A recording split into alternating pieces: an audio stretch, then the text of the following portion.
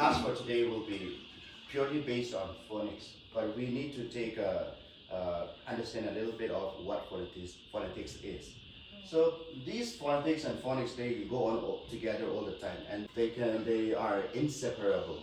They cannot be separated.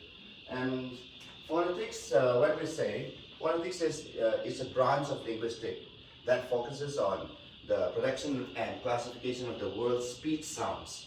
So, in short, in a nutshell, if I have to say, this phonetics is it focuses purely on the pronunciation. So, it's a branch of linguistics, focus on pronunciation. We have phonics. Phonics, this term will be vastly covered in the kindergarten section. During the entire school, we are trying to enforce these uses even in the primary levels. So for the phonics, this is a method of learning, teaching, combining all the corresponding sounds to make a word. Phonics is teaching or reading by matching all these sounds together. And after using all these sounds together to make and read out a word, this will go on to the next complex words again. And as we all know, English is a notoriously difficult language, and it's a very difficult language to pronounce. And there has been a lot of differences between the pronunciation and the spelling. So all of these sometimes can seem nonsensical. I am trying to give the example of how different it is in the spelling, in the pronunciation, in the segmenting words. Segment we'll learn in a bit.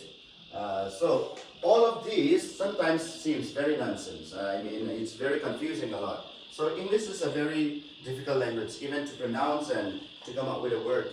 All of these has been very challenging for all the teachers, not only for the students. Even it was a lot challenging for me in my entire career up until today. Let me explain to you about its aims. So the aims of this phonetics is to give a systematic and consistent consideration of how speech sounds are made. It aims at how speech sounds are made. And when I say speech sounds, we are also referring to the sounds that we will be learning from phonics. So how these sounds are made and what they sound like and how they compare with each other.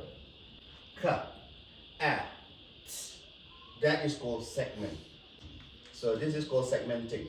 And all these individual sounds, K, A, T, when you blend them all together, it becomes the word cat.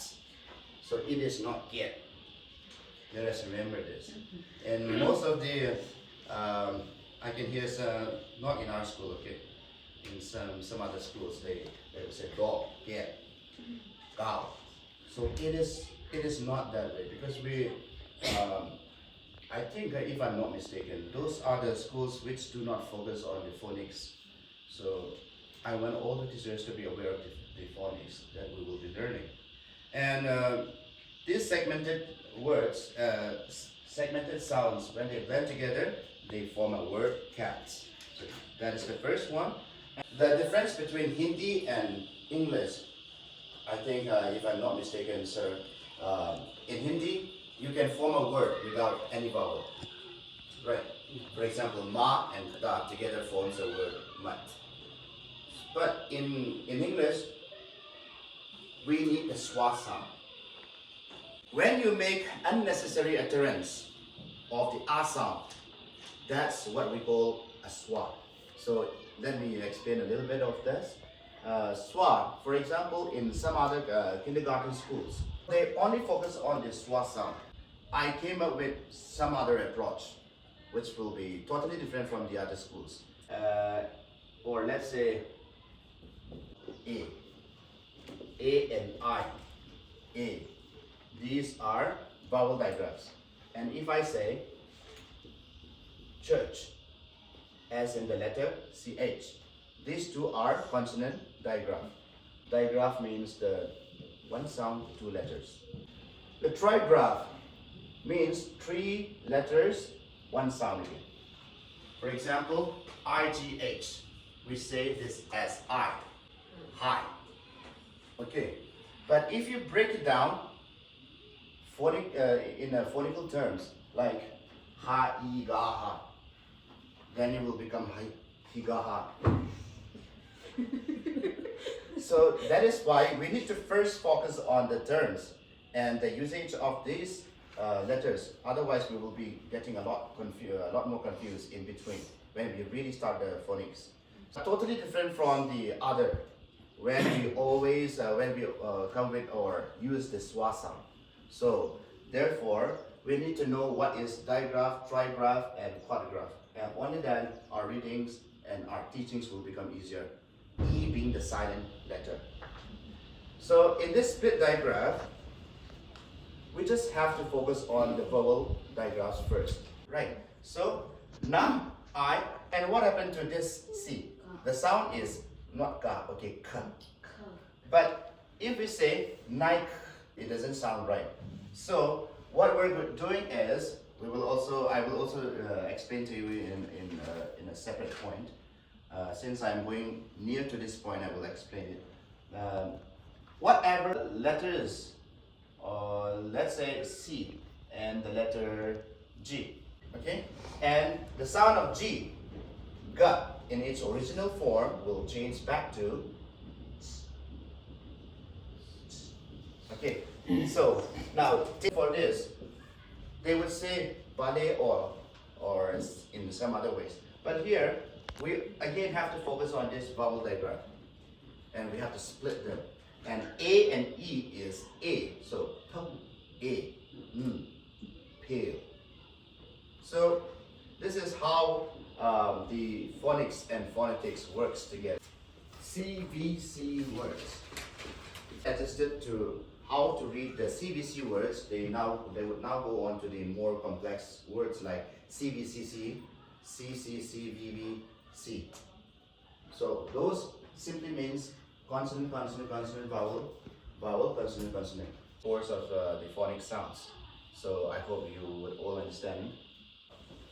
Ka, the, z, or j sound. These are the phonemes, and these are the graphemes. B, C, D. We need to be really careful when we speak and utter a word, any English word, because some of the old students, they are really good. But we are learning two languages at the same time. And how about our accent? And not only accent, the way how we use our schwa sound, the terms that we follow, and the pa, a, fa, fa. Can you imagine how would that sound?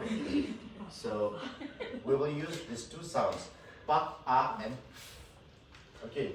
And for these two-letter words, focus on only one letter. It's only the spelling. J, not za. Okay. J, ka, la, l, ma, m, na, n, o, pa, kwa, ra, r, sa, s, ta, ts. Okay, like the this bell of a drum. Then a, va, wa, a, wa, x, ya. Here comes at the end of the word, we will use z. A, B, C. That's all. Those are the conventional methods that has already been practiced long back, and we don't actually want all those conventional methods to be used in nowadays, the current days, into 2025. Let us not tell them to say A, B, C.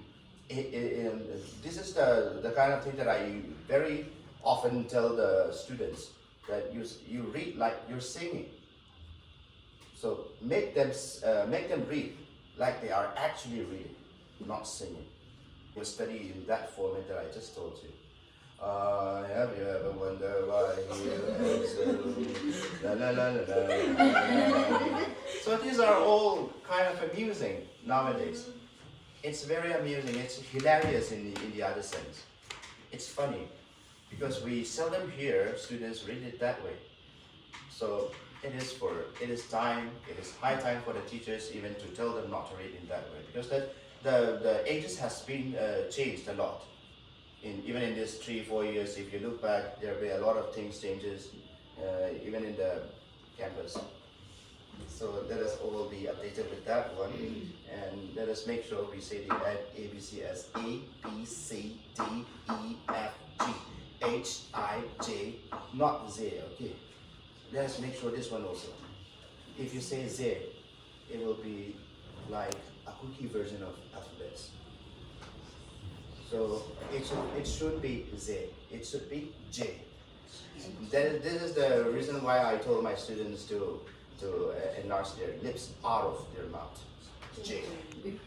So J, K, L, M, N, O, P, Q, R, S, T, U, V, W, X, Y, Z, Z.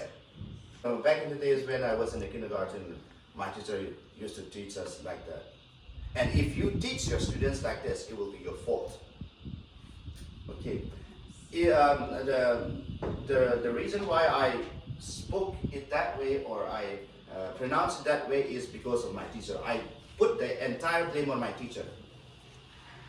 But if your students now speak the same, pronounce it the same way as you have been pronouncing it for the past 20 years, then you are to be blamed.